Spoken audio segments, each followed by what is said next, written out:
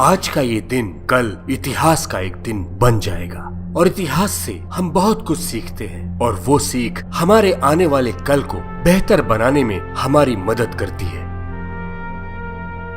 ये कहानी है चौहान वंश के बहादुर राजा, दिल्ली के अंतिम हिंदू सम्राट पृथ्वीराज चौहान की। भारत भूमि पर कई पराक्रमी योद्धाओं ने जन्म लिया है। इसी भारत भूमि पे जन्म लिया था पृथ्वीराज चौहान ने। पृथ्वीराज चौहान के हौसले बुलंद थे, भुजाओं में असीम ताकत थी और हृदय बहुत विशाल था। अपने पूरे जीवन में पृथ्वीराज चौहान ने भारत भूमि की रक्षा की विदेशी आक्रांताओं से, जिन्होंने बार बार कोशिश की थी भारत को लूटने की। पृथ्वीराज चौहान की ये कहानी आपको जोश से भर देगी और सभी भारतवासियों को गर्व होगा उनके जीवन की ये कहानी सुनकर। चौहान वंश की शुरुआत कैसे हुई, ये जानने के लिए मैं आपको सुनाता हूँ एक छोटी सी कहानी। दोस्तों, वेलकम टू बिग स्टोरीज। बहुत समय पहले की बात है, जब सम्राट अशोक के वंशजों का शासन था। उस समय आबू पर्वत पर ऋषि मुनि रहा करते थे। आप उनको कन्नौज के ब्राह्मण भी कह सकते हैं। शांतिपूर्ण जीवन था उनका। भगवान की तपस्या करते और शांति से अपने आश्रम में रहा करते थे। लेकिन असुर उन ऋषि मुनियों को बहुत परेशान करते थे और उनके यज्ञ को खंडित करते रहते थे। एक बार उन ऋषियों ने एक महायज्ञ का आयोजन किया और उस महायज्ञ में किसी प्रकार की समस्या न हो, उसके लिए उन्होंने 4 क्षत्रिय वीरों को अपनी और महायज्ञ की रक्षा के लिए तैनात किया। उन 4 वीरों ने ऋषि मुनियों की रक्षा की, उनके महायज्ञ की रक्षा की और आबू पर्वत को चारों तरफ से सुरक्षित करके रखा। उन्हीं 4 वीरों के वंशज आगे चल के परिहार, परमार, सोलंकी और चौहान कहलाए। कई शिलालेखों और किताबों में ये लिखा है कि चौहान सूर्यवंशी थे और कई किताबों में लिखा है कि वो अग्निवंशी थे। चौहान क्षत्रिय राजवंश के संस्थापक राजा वासुदेव चौहान थे। समय था 6वीं शताब्दी का। इतिहासकारों के अनुसार चौहान वंश के लोग जयपुर के पास सांभर और आमेर शहर में निवास करते थे। सांभर जयपुर से लगभग 70 किलोमीटर और अजमेर से 99 किलोमीटर दूर है। सांभर को सांभर सॉल्ट लेक के लिए भी जाना जाता है, जो भारत की सबसे बड़ी अंतर्देशीय सॉल्ट लेक है। इसका नाम चौहान वंश की देवी शाकंभरी देवी से लिया गया है, जिनका 2500 साल पुराना मंदिर शहर से 28 किलोमीटर दूर स्थित है। इसके साथ ही साथ अजमेर जिले के पुष्कर शहर में भी चौहान वंशी रहा करते थे। कई चौहान वंशी राजाओं की पीढ़ियां समय के साथ शासन करती चली गयी। सामंत राज 684 ईस्वी से 709 ईस्वी तक, नारादेव 709 से 721 ईस्वी तक और अजय राज प्रथम, जिनको जयराज या अजयपाल भी कहते हैं, उन्होंने 721 से 734 ईस्वी तक शासन किया। राजा अजय राज प्रथम ने ही अजमेर शहर को बसाया था। चौहान राजाओं का शासनकाल लंबे समय तक चला और इतिहास में उनकी बहादुरी के बहुत से किस्से दर्ज हैं।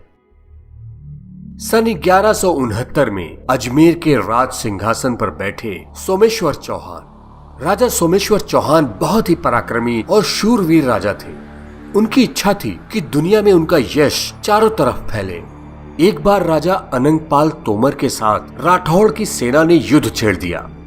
राजा अनंगपाल तोमर दिल्ली के राजा थे। उनकी सहायता के लिए राजा सोमेश्वर चौहान एक बड़ी सेना लेके गए और राजा अनंगपाल का साथ दिया। युद्ध घमासान हुआ और राठौरों की सेना को पीछे हटना पड़ा। जीत हुई राजा अनंगपाल की और जीत हुई राजा सोमेश्वर चौहान की भी, और इस कारण राजा सोमेश्वर चौहान का यश चारों तरफ फैला और साथ ही साथ दोस्ती भी हो गई राजा अनंगपाल से। और जल्दी ही ये दोस्ती रिश्तेदारी में बदल गई, जब राजा अनंगपाल ने अपनी बेटी कमलावती का विवाह राजा सोमेश्वर से कर दिया। उस समय राजा सोमेश्वर दिल्ली में ही थे। कमलावती से विवाह करके राजा सोमेश्वर अजमेर वापस आ गए। दोस्तों, इतिहास भी एक कहानी है।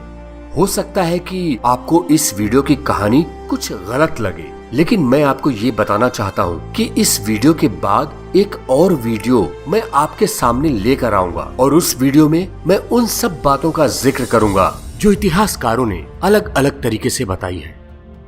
कहानी आगे बढ़ती है। दिल्ली के राजा अनंगपाल की एक और पुत्री थी, रूप सुंदरी। रूप सुंदरी का विवाह हुआ था कन्नौज के राजा विजयपाल से। दोनों बहनों रूप सुंदरी और कमलावती में बहुत प्रेम था और ये प्रेम विवाह के बाद भी बना रहा। राजा सोमेश्वर और राजा विजयपाल भी रिश्तेदार बन गए और उनमें बहुत अच्छी मित्रता भी थी। राजा सोमेश्वर राजा विजयपाल को अपने बड़े भाई जैसा मानते थे। यहाँ पर इस कहानी में जिक्र आता है राजा जयचंद का। राजा विजयपाल का बेटा था जयचंद। जयचंद अपने पिता को बहुत प्यार करता था और साथ ही साथ राजा सोमेश्वर को भी। यवनों का आक्रमण हिंदुस्तान की धरती पर आए दिन होता रहता था और फिर से एक बार आक्रमण किया यवनों ने राजा सोमेश्वर के राज्य पर। राजा सोमेश्वर भी तैयार थे इस युद्ध के लिए और इस युद्ध में राजा विजयपाल ने उनका साथ दिया। जीत राजा सोमेश्वर की हुई, लेकिन इस युद्ध में राजा विजयपाल वीर गति को प्राप्त हो गए। रानी रूप सुंदरी और जयचंद दोनों दुख के सागर में डूब गए, लेकिन कन्नौज को तो जरूरत थी एक उत्तराधिकारी की, इसीलिए कम उम्र में ही जयचंद को कन्नौज का राजा बनाया गया। राजा विजयपाल का एक भाई भी था, जयमल, जो कि कन्नौज में ही जयचंद के साथ रहता था। वो जयचंद और रूप सुंदरी को भड़काता रहता था कि राजा विजयपाल की मृत्यु के जिम्मेदार राजा सोमेश्वर चौहान है, लेकिन उसके भड़काने के बावजूद जयचंद और रूप सुंदरी का प्यार और रिश्ता राजा सोमेश्वर और उनके परिवार से बना रहा। इधर कई सालों के इंतजार के बाद रानी कमलावती गर्भवती हुई। राजा सोमेश्वर और रानी कमलावती बहुत खुश थे, लेकिन जयमल साजिश कर रहा था उनके होने वाले शिशु की हत्या करने की और इसलिए उसने कई बार रानी कमलावती को जहर देने की कोशिश की। राजा सोमेश्वर को इस बात का एहसास हुआ कि कोई तो है जो साजिश कर रहा है और इसीलिए उन्होंने रानी कमलावती की सुरक्षा बढ़ा दी।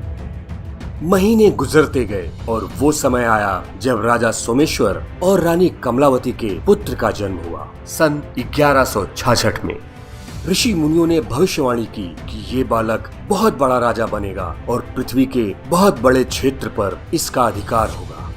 यही कारण था कि उस बालक का नाम पृथ्वीराज रखा गया और ये नाम रखा था दिल्ली के राजा यानी पृथ्वीराज के नाना राजा अनंगपाल ने। आज जिनको हम पृथ्वीराज चौहान के नाम से जानते हैं, वो वास्तव में पृथ्वीराज चौहान तृतीय थे, यानी उनके पहले भी उनके पूर्वजों में पृथ्वीराज चौहान के नाम से 2 राजा हुए थे। उस समय के कई राजवंश राजा सोमेश्वर का बहुत सम्मान करते थे।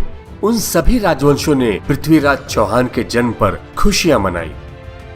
जिस समय पृथ्वीराज का जन्म हुआ था, उस समय चंद बरदाई का भी जन्म हुआ था, जो कि बड़े होकर पृथ्वीराज के बहुत ही घनिष्ठ मित्र और उनकी सभा के एक जाने माने कवि बने। राजा सोमेश्वर एक लोकप्रिय राजा थे। अपने राज्य का विस्तार करना, अपनी जनता की सुरक्षा करना और राजपूत वंशों के साथ मित्रता और प्यार के कारण उनकी प्रसिद्धि दिल्ली, गुजरात, कन्नौज और पंजाब तक थी। यवनों का आक्रमण एक बार फिर हुआ और इस बार जयचंद ने साथ दिया राजा सोमेश्वर का। इससे बहुत नाराज हुआ था जयमल, लेकिन उसकी एक न चली। जयचंद ने राजा सोमेश्वर के साथ मिलकर यवनों का डटकर मुकाबला किया। यवन फिर परास्त हुए उस युद्ध में, लेकिन उस युद्ध में जख्मी हो गया जयचंद और उसको युद्ध क्षेत्र से बचाकर ले आया जयमल। ये अच्छा मौका था जयमल के लिए। उसने फिर से जयचंद को भड़काया। उसने कहा कि राजा सोमेश्वर चाहते थे कि तुम भी वीर गति को प्राप्त हो जाओ। इस बार जयचंद पर जयमल की बातों का असर पड़ गया और वो राजा सोमेश्वर के साथ वर्षों की रिश्तेदारी और मित्रता को आखिर भूल ही गया और उनका दुश्मन बन गया। इधर पृथ्वीराज चौहान बड़े हो रहे थे। पृथ्वीराज चौहान ने आबू पर्वत पर रहने वाले ऋषि मुनियों से ही शिक्षा प्राप्त की। तीर चलाने में उनका मुकाबला बड़े बड़े नहीं कर पाते थे। अपनी आंखें बंद करके सिर्फ आवाज सुनकर वो तीर चलाते थे और उनका निशाना कभी चूकता नहीं था। लेकिन सिर्फ तीर चलाने में माहिर नहीं थे वो, तलवार और भाला चलाने में भी उनका जवाब नहीं था। एक बार एक शेर ने उन पर हमला कर दिया। उस समय पृथ्वीराज अकेले थे, कोई हथियार नहीं था उनके पास, लेकिन फिर भी वो शेर से लड़े, निहत्थे और उसका जबड़ा फाड़ दिया। इस कहानी पर आपको विश्वास नहीं होगा दोस्तों, लेकिन आपको मालूम होना चाहिए दोस्तों कि मैं सुना रहा हूँ आपको एक पराक्रमी राजा, एक वीर योद्धा की कहानी, जिसकी जिंदगी में ऐसी बहुत सी घटनाएं हुई जिन घटनाओं पर भी आपको बिल्कुल विश्वास नहीं होगा। पृथ्वीराज की वीरता के चर्चे चारों तरफ फैले हुए थे और इसीलिए कई राजा उनसे जलते भी थे। पृथ्वीराज अपने नाना से मिलने दिल्ली जाते थे। रास्ते में कई राज्य आते थे और उन राज्यों के राजा पृथ्वीराज को पकड़ने के लिए जाल बिछा के रखते थे, लेकिन पृथ्वीराज को पकड़ना नामुमकिन था। इतना बहादुर लड़का, आखिर उनके पिता राजा सोमेश्वर खुश क्यों ना होते, क्यों उनका सीना चौड़ा नहीं होता। दोस्तों, यहाँ ये बात जान लेना जरूरी है कि उस समय पृथ्वीराज चौहान की उम्र कितनी थी, सिर्फ 12 साल। कल्पना नहीं कर सकते आप इतने छोटे बच्चे से इतनी बहादुरी की, जिसकी बहादुरी के किस्से घर घर में सुनाए जाते थे। यही कारण था कि राजा सोमेश्वर के मंत्रियों ने उनसे कहा कि पृथ्वीराज को अब युवराज बना देना चाहिए, ताकि उनको शासन चलाने की समझ हो सके और वो कल के अच्छे राजा बन सके, राजनीति सीख सके। युवराज बनने से उनके अंदर अच्छे राजा के गुण आ सकेंगे। राजा सोमेश्वर चौहान ने सबकी बातें सुनी और उनको मानी भी, और फिर पृथ्वीराज चौहान को उन्होंने अजमेर का युवराज बना दिया। पृथ्वीराज चौहान युवराज बने। जिस सोच के साथ लोगों ने उनको युवराज बनाया था, वो उस पे खरे उतरे। लोगों को पूरा विश्वास हो गया कि वो एक अच्छे राजा बनेंगे। युवराज बनने के बाद पृथ्वीराज का अनुभव और आत्मविश्वास बढ़ने लगा। उनकी बुद्धिमानी का लोहा मानने लगे लोग और उनकी ख्याति दूर दूर तक फैलने लगी। यहाँ पर रोशन अली नाम के व्यक्ति का जिक्र करना जरूरी है। यवनों का जासूस था वो, जो कि पृथ्वीराज के बारे में जानकारी लेने के लिए फकीर बनकर उनके राज्य में आके बस गया। अपने झूठे चमत्कारों को दिखाकर वो अजमेर की जनता को बहकाने लगा, लेकिन वास्तव में उसका मकसद था पृथ्वीराज के बारे में पता लगाना। अजमेर में रोशन अली के भक्त बढ़ने लगे और पृथ्वीराज तक ये बात पहुंची। उनके राज्य की जनता को बहकाने वाले एक विदेशी व्यक्ति के बारे में जानकर उनको अच्छा नहीं लगा। उन्होंने सरदार चामुंडा राय को रोशन अली के पास भेजा, उसको ये समझाने के लिए कि वो अजमेर की जनता को बहकाए नहीं। सरदार चामुंडा राय ने बहुत समझाया रोशन अली को कि वो अपने झूठे चमत्कारों को बंद कर दे, लेकिन रोशन अली नहीं माना। सरदार चामुंडा राय वापस चले गए और रोशन अली रुका नहीं। उसने तो स्त्रियों का अपमान करना भी शुरू कर दिया। स्त्रियों का अपमान? अब तो पृथ्वीराज के क्रोध की सीमा नहीं रही। तुरंत आदेश दिया कि रोशन अली की उंगलियों को काटकर उसको अजमेर से बाहर निकाल दिया जाए। उनके आदेश का पालन हुआ और अजमेर के सैनिकों ने रोशन अली की उंगलियां काट दी और अजमेर से बाहर निकाल दिया। रोशन अली ये अपमान बर्दाश्त नहीं कर पाया और वो पृथ्वीराज से बदला लेने के मकसद से अरब देश पहुंच गया। अरब देश में वो यवनों के मुखिया सरदार मीर से मिला। जासूसी करके रोशन अली को अजमेर के बारे में बहुत सी गुप्त बातें पता चली थी। वो सारे राज उसने मीर को बता दिए और अपने अपमान की कहानी भी बताई। रोशन अली ने मीर से कहा कि अब आप इतना कुछ जानते हो अजमेर के बारे में और ये भी जानते हो कि मेरा वहाँ कितना अपमान हुआ। क्या आपको गुस्सा नहीं आया? क्या आपको तुरंत अजमेर पर आक्रमण नहीं कर देना चाहिए? मीर उत्तेजित हो गया पृथ्वीराज चौहान और अजमेर से बदला लेने के लिए, लेकिन वो जानता था कि अजमेर की सेना उसकी सेना से बहुत बड़ी थी और वो उनसे युद्ध में नहीं जीत सकता था। इसलिए उसने सोचा कि वो छल से काम लेगा और ये सोचकर उसने घोड़ों के सौदागर का वेश बनाया और अजमेर पहुंच गया। मकसद था उसका अजमेर में मार काट और लूटपाट मचाने का। अरबी घोड़े बहुत अच्छे माने जाते थे और जब पृथ्वीराज को ये पता चला कि घोड़ों के सौदागर अजमेर आए हैं, तो उन्होंने भी एक घोड़ा उनसे खरीद लिया। दुर्भाग्य से उस समय अजमेर में भूकंप आया, जिसकी वजह से सैकड़ों मकान गिर गए, कई लोग मारे गए, काफी नुकसान हुआ अजमेर का। यहाँ तक कि तारागढ़ का किला भी भूकंप की वजह से जमीन में थोड़ा धंस गया। ये तो सुनहरा मौका था मीर के लिए। उसने अजमेर में लूटपाट मचा दी और कत्लेआम शुरू कर दिया।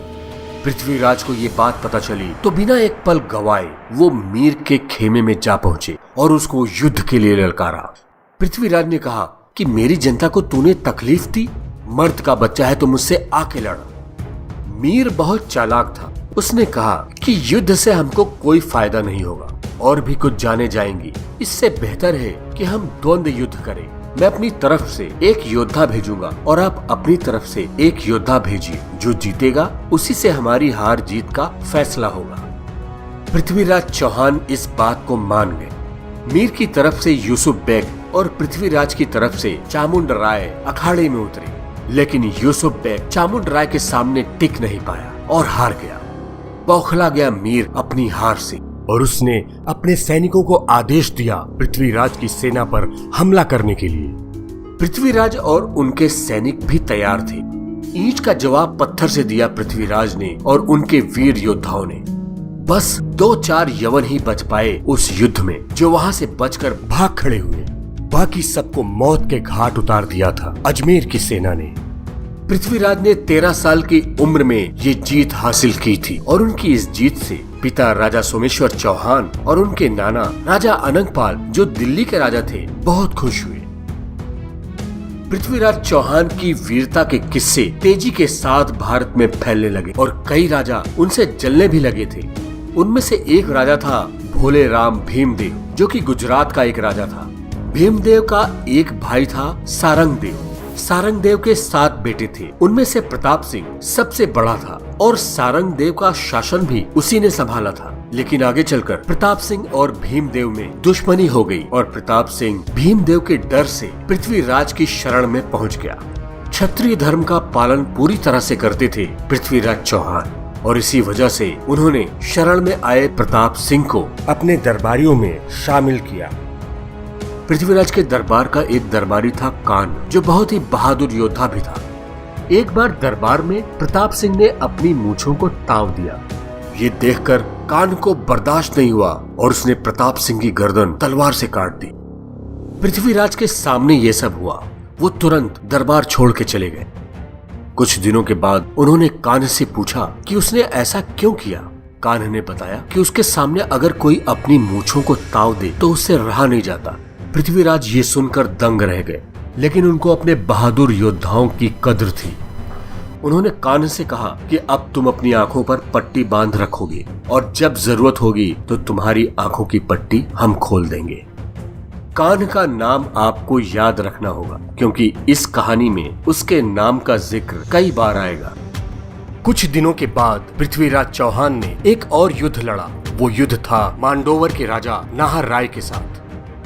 बात ये हुई थी कि जब पृथ्वीराज चौहान 8 साल के थे, तब राजा नाहर राय ने उनको दिल्ली में देखा था और पृथ्वीराज के पिता राजा सोमेश्वर चौहान से कहा कि वो अपनी बेटी जंभावती का विवाह पृथ्वीराज से करना चाहते हैं जब वो दोनों बड़े हो जाएं। राजा सोमेश्वर ने उनकी बात मान ली थी, लेकिन बाद में राजा नाहर अपनी बात से मुकर गए। वो अब अपनी बेटी का विवाह पृथ्वीराज से नहीं करना चाहते थे। ये बात पसंद नहीं आई राजा सोमेश्वर को और उन्होंने पृथ्वीराज को भेजा मांडोवर पर आक्रमण करने के लिए। उस युद्ध में राजा नाहर राय की बुरी तरह हार हुई और फिर उन्होंने फैसला किया कि वो इस युद्ध को रोकने के लिए अपनी बेटी का विवाह पृथ्वीराज से कर देंगे। पृथ्वीराज भी मान गए। मांडोवर में उनका विवाह जंभावती से हुआ और वो वापस अजमेर चले गए। इस विवाह ने दोनों राजाओं के बीच संबंधों को फिर से मजबूत बना दिया। राजा सोमेश्वर एक अच्छे राजा थे। अपनी प्रजा का ध्यान तो रखते ही थे, आसपास के छोटे राजाओं का भी वो पूरा ध्यान रखते थे। लेकिन एक बार मेवाड़ के राजा मुगदल राय ने उनको कर देने से मना कर दिया और राजा सोमेश्वर के पास एक संदेश भिजवाया कि अगर आपको कर चाहिए तो आपको मुझसे युद्ध करना पड़ेगा। राजा सोमेश्वर युद्ध नहीं करना चाहते थे, लेकिन राजा मुगदल ने उनको खुली चुनौती दे डाली थी। इस युद्ध की जिम्मेदारी भी पृथ्वीराज को मिली और इस युद्ध में भी जीत मिली पृथ्वीराज चौहान को। अब पृथ्वीराज की कहानी में जिक्र आता है चित्ररेखा का और जिक्र आता है गजनी के सुल्तान शहाबुद्दीन मोहम्मद घोरी का। चित्ररेखा बहुत ही सुंदर भारतीय स्त्री थी, जिसको मोहम्मद घोरी का चचेरा भाई मीर हुसैन गजनी लेकर आया था। जब घोरी ने चित्ररेखा को देखा तो वो भी उसको पसंद करने लगा, लेकिन जब उसको पता चला कि मीर हुसैन चित्ररेखा से प्यार करता है तो उसने मीर हुसैन को बहुत डराया धमकाया। मोहम्मद घोरी के डर से मीर हुसैन चित्ररेखा को लेकर अजमेर भाग गया और पृथ्वीराज की शरण ली। क्षत्रिय धर्म का पालन करते हुए पृथ्वीराज ने मीर हुसैन को शरण दी।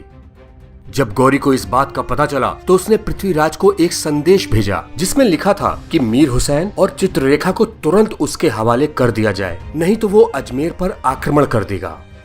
पृथ्वीराज ने इस बात को नहीं माना और उन्होंने गौरी को संदेश भेजा कि मीर हुसैन और चित्ररेखा ने उनके यहाँ शरण ली है और हम क्षत्रिय शरण में आए लोगों की रक्षा करते हैं, हम इनको वापस नहीं भेजेंगे चाहे जो कुछ भी हो जाए। मोहम्मद गौरी को पृथ्वीराज का संदेशा मिला। वो योजना बनाने लगा कि कैसे पृथ्वीराज को हराना है। युद्ध की सारी तैयारी करके मोहम्मद गौरी भारत पर आक्रमण करने के लिए चल पड़ा। शुरुआत की उसने उत्तरी भारत से। 1175 में उसने मुल्तान को जीतकर अपने अधिकार में ले लिया। 1178 में उसने अनहलवाड़ा जीता। 1181 में पूरे सिंध देश को जीत लिया उसने। उसके बाद 1184 में उसने लाहौर और सियालकोट को जीत लिया। पृथ्वीराज भी पूरी तरह से तैयार थे गौरी का मुकाबला करने के लिए। युद्ध की पूरी तैयारी करके पृथ्वीराज पहुंच गए सारुंडा में। घमासान युद्ध हुआ। मीर हुसैन ने भी इस युद्ध में पृथ्वीराज का साथ दिया। इस युद्ध में गौरी के लगभग 20,000 सैनिक मारे गए और उसकी बुरी तरह हार हुई। लेकिन मीर हुसैन भी इस युद्ध में मारा गया और चित्ररेखा इसको बर्दाश्त नहीं कर सकी और वो मीर हुसैन की कब्र में जिंदा ही दफन हो गई। मोहम्मद गौरी को बंदी बना लिया गया, लेकिन उसको सम्मान के साथ दिल्ली में रखा पृथ्वीराज ने। जब गौरी ने कसम खाई कि वो अब भारत छोड़ के चला जाएगा और फिर कभी आक्रमण नहीं करेगा, तब पृथ्वीराज ने उसको छोड़ दिया। कहानी आगे बढ़ती है। राजा अनंगपाल पृथ्वीराज को बहुत मानते थे। उन्होंने निर्णय लिया कि वो पृथ्वीराज चौहान को दिल्ली का राजा बनाएंगे क्योंकि उनकी उम्र बहुत हो गई थी। पृथ्वीराज को इस बात से बहुत खुशी हुई, लेकिन उन्होंने सोचा कि जयचंद इस बात से नाराज हो सकता है क्योंकि उसके भी तो नाना थे राजा अनंगपाल और राजा जयचंद की उम्र भी पृथ्वीराज से ज्यादा थी। लेकिन ये इच्छा थी राजा अनंगपाल की और पृथ्वीराज ने इसको स्वीकार किया और फिर राजा अनंगपाल ने उनका राज्याभिषेक किया। पृथ्वीराज ने दिल्ली की बागडोर संभाल ली और राजा अनंगपाल बद्रिकाश्रम चले गए तपस्या करने। इधर भीमदेव को, मोहम्मद गौरी को और राजा जयचंद को ये बिल्कुल अच्छा नहीं लगा ये जानकर कि पृथ्वीराज को दिल्ली की भी सत्ता मिल गई। जयचंद तो क्रोध की आग में जल रहा था। मोहम्मद गौरी, जिसके साथ पृथ्वीराज ने हमेशा अच्छा बर्ताव किया, लेकिन उसके बावजूद गौरी हमेशा पृथ्वीराज से बदला लेने के बारे में ही सोचता रहा। पृथ्वीराज की एक बहन भी थी जिसका नाम था प्रथा कुमारी। प्रथा कुमारी के पति का नाम था समर सिंह। वो चित्तौड़ के राजा थे। राजा समर सिंह पृथ्वीराज के रिश्तेदार तो थे ही, उन दोनों में अच्छी मित्रता भी थी। राजा समर सिंह ने कई बार पृथ्वीराज का साथ युद्ध में दिया था। कभी भी युद्ध में पृथ्वीराज और उनके बहादुर योद्धाओं को इस बात का कुछ भी फर्क नहीं पड़ता था कि उनके सामने दुश्मन की कितनी बड़ी सेना है। उन्होंने हर बार दुश्मन को बुरी तरह हराया। चामुंडा राय, कैमास और कान्ह जैसे बहादुर योद्धा थे पृथ्वीराज के साथ और उनके साथ ही साथ राजपूतों की बहादुर सेना थी जो हर युद्ध में जीत कर ही वापस आती थी। पृथ्वीराज ने एक के बाद एक कई युद्ध लड़े और हर युद्ध में उनकी जीत हुई। दूसरी तरफ गौरी रुक नहीं रहा था। वो युद्ध करता और हार जाता और हर बार वो अपनी जान की भीख मांगता और पृथ्वीराज उसको माफ कर देते। गौरी समझ चुका था कि अब छल से ही पृथ्वीराज को हराया जा सकता है। उसने अपने जासूस पृथ्वीराज के महल में पहुंचा दिए। पृथ्वीराज के दरबार में गौरी का एक जासूस था, धर्मायन, जिसकी मदद से गौरी को खबर मिलती रहती थी पृथ्वीराज के बारे में कि वो कहाँ हैं और क्या कर रहे हैं। और उसी जासूस की मदद से गौरी ने दिल्ली की जनता को परेशान करना शुरू किया और जनता को लगा कि ये सब पृथ्वीराज करवा रहे हैं। जनता दुखी हो गई। शातिर घोरी अपनी चाल में कामयाब हो रहा था। उसने राजा अनंगपाल को, जो कि बद्रिकाश्रम में रहते थे, एक आदमी के द्वारा ये खबर भिजवाई कि पृथ्वीराज दिल्ली का शासन ठीक से नहीं चला पा रहे हैं और जनता उनसे बहुत दुखी है। राजा अनंगपाल क्रोधित हो गए और उन्होंने पृथ्वीराज को सूचना भेजी कि वो दिल्ली तुरंत छोड़ दें। पृथ्वीराज ने सोचा कि अचानक ये क्या हुआ। उनको लगा कि इसमें जरूर कोई न कोई साजिश है और उन्होंने दिल्ली नहीं छोड़ा। लेकिन उनको पता था कि राजा अनंगपाल उन पर आक्रमण कर सकते हैं क्योंकि राजपाट छोड़ने के बाद भी राजा अनंगपाल के लिए सेना खड़ी करना मुश्किल काम नहीं था, और ऐसा हुआ भी। इस बात को समझते हुए पृथ्वीराज ने अपने प्रधानमंत्री कैमास से बात की और दिल्ली के किले का दरवाजा बंद करवा दिया। अनंगपाल चल पड़े दिल्ली की ओर, और अच्छा मौका देखकर गौरी ने दूसरी चाल चली और वो राजा अनंगपाल से मिला और उनको कहा कि पृथ्वीराज को सबक सिखाने के लिए वो उनका साथ देगा। राजा अनंगपाल गौरी की बातों में आ गए और फिर दोनों ने एक साथ मिलकर दिल्ली पे आक्रमण कर दिया। पृथ्वीराज समझते थे कि वो साजिश का शिकार हुए हैं, लेकिन वो ये भी जानते थे कि राजा अनंगपाल जैसा राजा जनता की तकलीफों के बारे में जानकर चुप कैसे बैठ सकता है।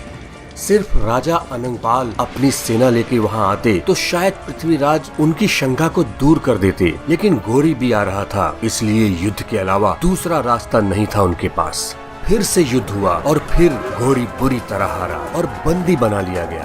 अपने नाना अनंगपाल को सम्मान के साथ पृथ्वीराज ने किले के अंदर पहुंचा दिया, लेकिन गौरी को पक्का पता था कि मुझे कई बार माफी मिल चुकी है, इस बार तो मेरी मौत पक्की है। लेकिन राजपूतों की शक्ति और सभ्यता की समझ उसमें नहीं थी।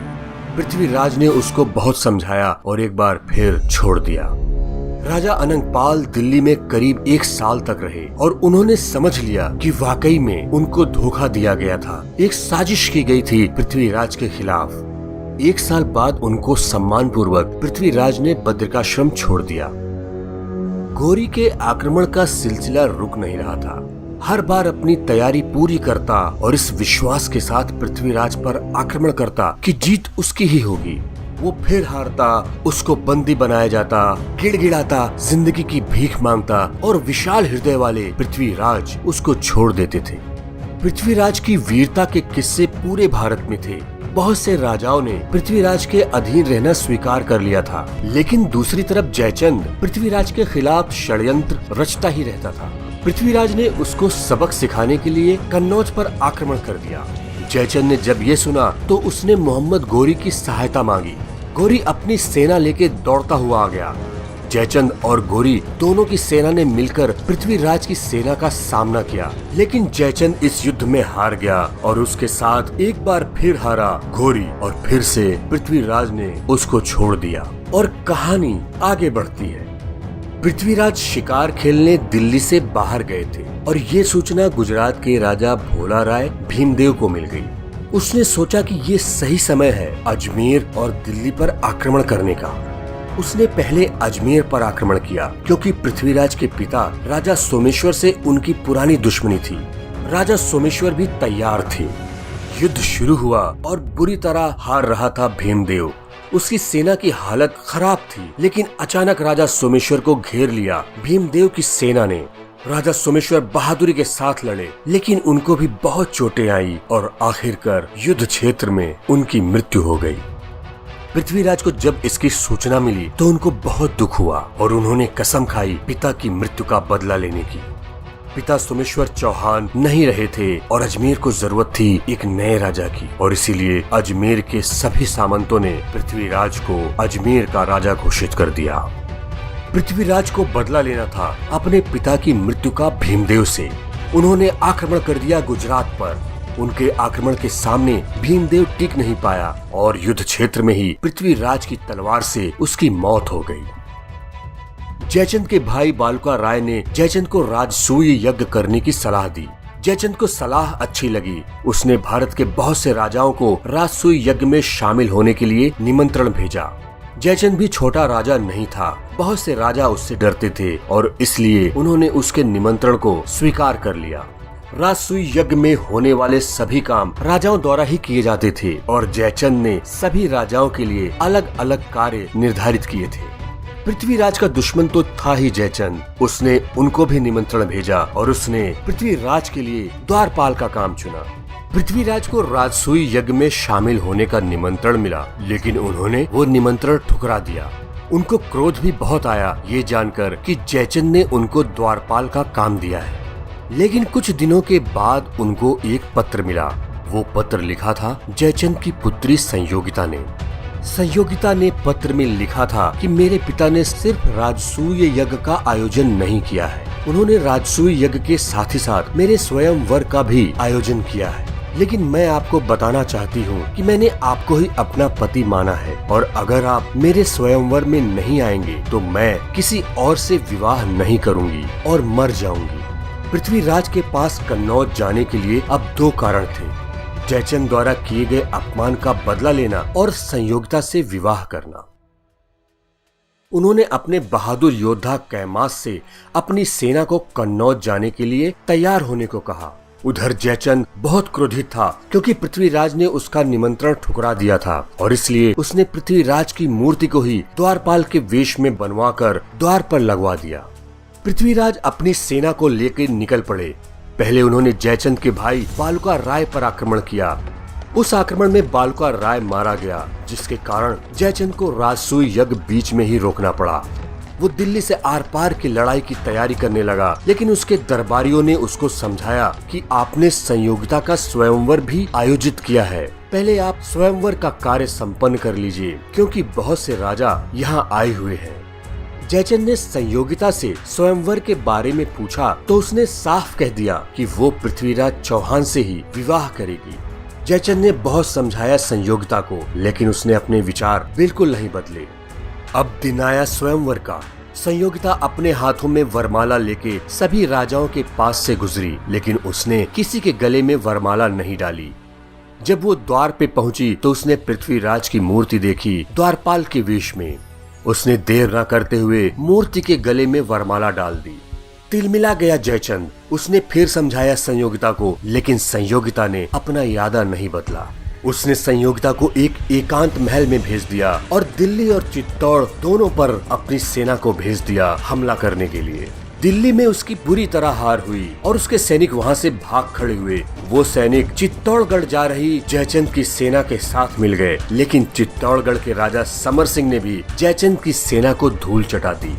बुरी तरह हार कर कन्नौज वापस आ गया जयचंद। कहानी आगे बढ़ती है। उन दिनों बुंदेलखंड में एक राजा था परमाल, और महोबा थी उसकी राजधानी। आपने आल्हा और ऊदल नाम के दो वीरों की कहानी तो सुनी ही होगी। आल्हा और ऊदल राजा परमाल की सेना के बहादुर सैनिक थे। एक बार हुआ ऐसा कि पृथ्वीराज के कुछ सैनिक रास्ता भटक गए और महोबा पहुंच गए। वो घायल थे। राजा परमाल ने उनको वहां से भगाने के लिए आल्हा और ऊदल को भेजा। वो सैनिक लड़े, लेकिन आल्हा और ऊदल के सामने टिक नहीं पाए। उन दोनों सैनिकों को मार दिया आल्हा और ऊदल ने। बाद में पता चला परमाल को कि वो पृथ्वीराज के सैनिक थे। वो डर गया, लेकिन उसके बेटे ने उसको समझाया कि पिताजी डरिए मत, हम पृथ्वीराज का मुकाबला करेंगे अगर उन्होंने हमारे ऊपर आक्रमण किया। इस घटना को कुछ दिन बीत गए। उन्हीं दिनों जमीन के कुछ विवाद में राजा परमाल ने आल्हा और ऊदल को अपने राज्य से बाहर निकाल दिया। आल्हा और ऊदल कन्नौज पहुंच गए राजा जयचंद के पास। जयचंद ने उनको अपने दरबार में रख लिया। उधर पृथ्वीराज को जब ये सूचना मिली कि उनके सैनिकों को महोबा में मार दिया गया, तो वो अपनी सेना को लेके राजा परमाल से युद्ध करने चल पड़े। राजा परमाल बुरी तरह से हारा। महोबा की सेना पृथ्वीराज की सेना के सामने कुछ भी नहीं थी। राजा परमाल के सामंतों ने उसको समझाया कि आप पृथ्वीराज से युद्ध रोकने की प्रार्थना करो 2 महीने के लिए। राजा परमाल के दूत ने ये सूचना चंदबरदाई को पहुंचाई और चंदबरदाई ने पृथ्वीराज को इस बारे में बताया। पृथ्वीराज इस बात को मान गए और उन्होंने युद्ध को रोक दिया। इधर राजा परमाल ने आल्हा और ऊदल को वापस बुलवाने के लिए एक दूत भेजा और साथ में एक पत्र राजा जयचंद के नाम से भेजा। उस पत्र में उसने पृथ्वीराज के आक्रमण के बारे में लिखा और राजा जयचंद से सहायता भी मांगी, और साथ ही साथ आल्हा और ऊदल को वापस बुलवाया। जयचंद ने अपने 20,000 की सेना आल्हा और ऊदल को दे दी, और आल्हा और ऊदल अपनी मातृभूमि की रक्षा करने के लिए जयचंद के 20,000 सैनिकों के साथ चल पड़े। आल्हा और ऊदल बुंदेलखंड पहुंच गए। युद्ध की रणनीति तय की गई और रणनीति तय होने के बाद युद्ध शुरू करने की सूचना पृथ्वीराज चौहान को भिजवाई राजा परमाल ने। दूसरे दिन दोनों सेनाएं युद्ध क्षेत्र में पहुंच गई। राजा परमाल पृथ्वीराज की सेना को देख के डर गया। वो भाग खड़ा हुआ, लेकिन आल्हा और उदल ने बहादुरी के साथ युद्ध किया। लेकिन इस युद्ध में राजा परमाल के पुत्र ब्रह्मजीत की मृत्यु हो गई और साथ ही साथ बहादुर योद्धा उदल भी वीर गति को प्राप्त हो गया। उदल को मारना आसान नहीं था, लेकिन पृथ्वीराज के योद्धा कान और कैमास भी बहुत बहादुर थे। उन्होंने उदल को घेर लिया था और उनसे बहादुरी के साथ लड़ते हुए उदल वीर गति को प्राप्त हो गया। जयचंद की सेना जो कन्नौज से आई थी वो भी मारी गई और महोबा की सेना के करीब करीब सारे सैनिक मारे गए। आल्हा को जब अपने भाई उदल की मृत्यु की खबर मिली तो उसको बहुत दुख हुआ और क्रोध भी आया। मानसिक स्थिति बिगड़ गई थी आल्हा की। फिर क्या था, चौहानों की सेना पर कहर बनकर टूट पड़ा आल्हा। बहुत से चौहान सैनिकों को मौत के घाट उतार दिया आल्हा ने, लेकिन भाई की मृत्यु का दुख बहुत था उसको और इसीलिए एक दिन शाम को चुपचाप ही वो कहीं चला गया। पृथ्वीराज की विजय हुई इस युद्ध में भी राजा परमाल को भी बंदी बना लिया पृथ्वीराज ने, लेकिन कुछ समय के बाद उसको छोड़ दिया और महोबा का शासन उसको वापस सौंप दिया। इसके बाद पृथ्वीराज दिल्ली लौट आए। उनके दरबारियों और सामंतों ने उनसे कहा कि वो संयोगिता को कन्नौज से ले आएं और उनसे विवाह करके अपनी रानी बनाएं। पृथ्वीराज कन्नौज के लिए निकल पड़े। वो जयचंद के दरबार में वेश बदल कर पहुँचे, लेकिन जल्दी ही जयचंद को इस बारे में पता चल गया तो उसने पहले संयोगिता को अपने पास बुलाया और पूछा कि तुम्हारे पास अभी भी समय है, तुम एक अच्छे राजा या योद्धा को चुन लो और विवाह कर लो। लेकिन संयोगिता टस से मस नहीं हुई। संयोगिता का निर्णय अटल था। वो पृथ्वीराज को ही अपना पति मान चुकी थी। जयचंद को इस बात पर गुस्सा आया और उसने तलवार निकाल ली संयोगिता को मारने के लिए, लेकिन तभी पृथ्वीराज वहां पहुंच गए। जयचंद को लगा कि अच्छा हुआ पृथ्वीराज मेरे सामने आ गया, अब मैं दोनों को मौत के घाट उतार दूंगा। लेकिन ऐसा हुआ कुछ भी नहीं और पृथ्वीराज की तलवार के सामने जयचंद की एक न चली। पृथ्वीराज वहां से संयोगिता को लेकर निकल पड़े और उनको कोई भी नहीं रोक पाया। संयोगिता को लेकर पृथ्वीराज अपनी सेना के पास पहुँचे। उनके सामंतों ने उनसे कहा कि आप दिल्ली की ओर आगे बढ़ो और हम जयचंद को रोकेंगे। इधर जयचंद ने भी अपनी सेना पृथ्वीराज को पकड़ने के लिए भेज दी थी। पृथ्वीराज दिल्ली की तरफ आगे बढ़ते रहे और उनकी सेना जयचंद की सेना से युद्ध करती रही। पृथ्वीराज अपने बस 100 सैनिकों के साथ कन्नौज आए थे, लेकिन उनके वो बहादुर सैनिक जयचंद की बड़ी सेना के साथ युद्ध करते रहे। दुर्भाग्यवश इस युद्ध में लड़ते हुए कैमास वीर गति को प्राप्त हो गया। उधर पृथ्वीराज दिल्ली पहुंच गए, लेकिन इस युद्ध में उन्होंने बहुत कुछ खो दिया था। अपने बहादुर सामंतों, बहादुर योद्धाओं को खो दिया था उन्होंने। उधर जयचंद के क्रोध की सीमा 7वें आसमान पर थी। उसने ठान लिया कि वो पृथ्वीराज से बदला लेके रहेगा। उसने अपने दरबारियों और वीर सामंतों को कहा कि वो मोहम्मद गोरी को एक बार फिर वापस बुलाएंगे और अपनी सेना भी उसको दे देंगे ताकि वो पृथ्वीराज पर आक्रमण कर सके। उसके कई दरबारियों और सामंतों ने उसकी निंदा की, लेकिन जयचंद नहीं माना। उसने गोरी को सूचना भिजवाई। गोरी तो खुद ही आक्रमण के लिए तैयार बैठा था और जब जयचंद के जासूस ने उसको ये खबर दी तो वो भारत पर एक बार फिर आक्रमण करने के लिए चल पड़ा। दिल्ली में क्या हो रहा था, पल पल की खबर मोहम्मद गोरी को मिलती रहती थी। उसने जासूस बिछा रखे थे चारों तरफ और इधर पृथ्वीराज के कई बहादुर सामंतों की मृत्यु से उनकी सेना कमजोर पड़ गई थी। मोहम्मद गोरी के आक्रमण की सूचना दिल्ली में पृथ्वीराज को मिल चुकी थी। उन्होंने चंद बरदाई को चित्तौड़ भेजा समर सिंह के पास और उनकी सेना को दिल्ली पहुंचने के लिए कहा। समर सिंह अपनी सेना के साथ दिल्ली की तरफ चल पड़े। आने वाला वक्त भारत के इतिहास में बहुत बर्बादी लेके आने वाला था। मोहम्मद गोरी बढ़ता चला जा रहा था दिल्ली की ओर और जयचंद की सेना भी उसके साथ मिल गई थी। मोहम्मद गोरी बार बार अपने दूतों को पृथ्वीराज के पास भेज रहा था। कभी उसके दूत पृथ्वीराज को इस्लाम धर्म को अपनाने का प्रस्ताव लेके आते तो कभी ये सूचना लेके आते कि गोरी को दिल्ली के आगे बढ़ने दिया जाए तो ये युद्ध नहीं होगा। लेकिन पृथ्वीराज ने उसके किसी भी प्रस्ताव को स्वीकार नहीं किया। दरअसल बार बार दूतों को भेजना गोरी की एक चाल थी। वो लगातार पता लगा रहा था कि पृथ्वीराज की सेना कितनी है, उनकी तैयारी कितनी है युद्ध के लिए। और फिर युद्ध का दिन आया। गोरी ने हमला भी अचानक किया लेकिन राजपूत कम नहीं थे। वो तैयार तो नहीं थे युद्ध के लिए, लेकिन वो जिस भी हालत में थे उन्होंने यवनों की सेना का बहादुरी से मुकाबला किया। युद्ध अचानक हुआ था, फिर भी राजपूतों ने बहादुरी के साथ इस युद्ध को लड़ा। चामुंड राय भी बहुत बहादुरी से लड़े, लेकिन उस युद्ध में वो वीर गति को प्राप्त हो गए।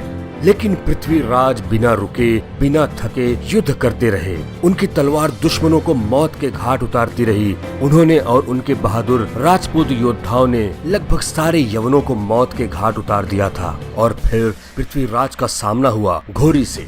घोरी ज्यादा देर पृथ्वीराज के सामने रुक नहीं पाया, और इसके पहले कि पृथ्वीराज अपनी तलवार को घोरी के सीने के आर पार कर देते, सूरज ढल गया और युद्ध विराम की घोषणा हो गई। पृथ्वीराज चौहान ने युद्ध रोक दिया और उनकी तलवार से बच गया घोरी। लेकिन उन्होंने घोरी से कहा कि आज तो तू बच गया, लेकिन कल इसी रणभूमि में तेरा अंत मेरी इसी तलवार से होगा। शाम हो गई। पृथ्वीराज लगभग वो युद्ध जीत ही चुके थे, इसलिए उनके सामंत और वीर सैनिक खुशियां मना रहे थे। लेकिन घोरी शांत नहीं बैठा था। वो अपने अपमान की आग में जल रहा था। उसने अपने सामंतों और सैनिकों से कहा कि युद्ध विराम की घोषणा तो पृथ्वीराज ने की है। ये राजपूत इस बात को मानते होंगे, लेकिन जरूरी नहीं है कि मैं भी इसको मानूं। और उसने रात में ही पृथ्वीराज के ऊपर आक्रमण कर दिया और उनको अपनी गिरफ्त में ले लिया। वो भी उस समय जब पृथ्वीराज अपने खेमे में आराम कर रहे थे। उसकी धोखेबाजी के शिकार हो गए पृथ्वीराज चौहान। वो वीर योद्धा, वो पराक्रमी राजपूत जिन्होंने हर बार घोरी को माफ किया, उसी घोरी ने युद्ध के नियमों का पालन न करते हुए रात में ही उन पर और उनके सैनिकों पर हमला कर दिया था। दूसरे दिन सुबह जब वो तैयार था घोर वापस जाने के लिए, जयचंद उसके पास आया और बोला कि अब तो तुम्हारी जीत हो गई घोरी। अब जैसा तुमने वादा किया था, दिल्ली की सत्ता अब मुझे मिलनी चाहिए। घोरी ने कहा कि तुमने अपने देश को धोखा दिया, अपनी पुत्री और उसके पति को धोखा दिया, और तुमको दिल्ली पे अधिकार चाहिए। तुमको इसका उचित इनाम जरूर मिलेगा।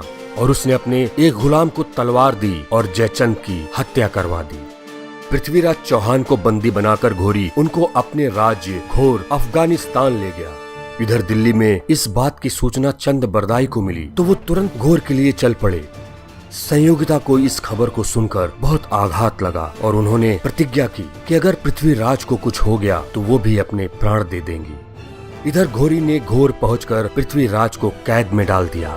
पृथ्वीराज का अपमान करने की कोशिश की उसने और बोला कि मेरे सामने आंखें झुका के रखो। पृथ्वीराज चौहान ने कहा कि राजपूतों की आंखें सिर्फ मृत्यु के बाद ही बंद होती हैं और तुझ जैसे धोखेबाज लुटेरे के सामने तो बिल्कुल नहीं झुकेंगी मेरी आंखें। घोरी को गुस्सा आई और उसने पृथ्वीराज की दोनों आंखें फोड़ दी। तब तक चंद बरदाई वहां पहुंच गए। वो जानते थे कि पृथ्वीराज बहुत बड़ी मुश्किल में फंस गए हैं और अब शायद ही वो यहाँ से निकल पाए। चंद बरदाई घोरी के सामने पहुंचा और कहा कि आपने तो महाराज पृथ्वीराज की एक कला तो देखी ही नहीं। क्या आप जानते हैं कि वो बिना देखे ही अचूक निशाना लगाते हैं? घोरी को विश्वास नहीं हुआ। उसने चंद बरदाई से कहा कि कल हम तुम्हारे महाराज की ये कला देखेंगे, लेकिन अगर तुम्हारी बातों में सच्चाई नहीं हुई तो तुम्हारा सर कलम कर दिया जाएगा। दूसरे दिन पृथ्वीराज चौहान घोरी के दरबार में पहुंचे। घोरी ने पृथ्वीराज को निशाना लगाने के लिए कहा। घोरी की आवाज सुनकर पृथ्वीराज को ये पता चल गया कि वो किस दिशा में बैठा है। इससे पहले कि वो निशाना लगाते, चंद बरदाई ने पृथ्वीराज चौहान से कहा कि आप मेरे दोहे को ध्यान से सुने। और फिर उन्होंने एक दोहा पृथ्वीराज को सुनाया। 4 बांस 24 गज, अंगुल अष्ट प्रमाण, ता ऊपर सुल्तान है, मत चूको चौहान। पृथ्वीराज चौहान को चंद बरदाई के दोहे को सुनकर घोरी कितनी दूर पर बैठा है इस बात का सही अंदाजा लग गया और उन्होंने बिना देर किए घोरी के सीने का निशाना लगाया और तीर छोड़ दिया। वो तीर घोरी के सीने के बिल्कुल बीच में घुस गया और वहीं पर उसकी मौत हो गई। कुछ देर तक किसी को समझ में नहीं आया कि आखिर हुआ क्या, लेकिन जब सबने देखा कि घोरी मर चुका था, घोरी के सैनिक पृथ्वीराज और चंद बरदाई को मारने दौड़े। लेकिन इससे पहले कि वो लोग उनके पास पहुंच पाते, चंद बरदाई ने अपने पास छुपी हुई कटार निकाली और उस कटार से पहले पृथ्वीराज चौहान को मारा और उसके बाद खुद के प्राणों की आहुति दे दी। पूरे जीवन भारत भूमि की रक्षा करने वाला योद्धा वीर गति को प्राप्त हो गया था और इतिहास गवाह है कि आगे क्या हुआ।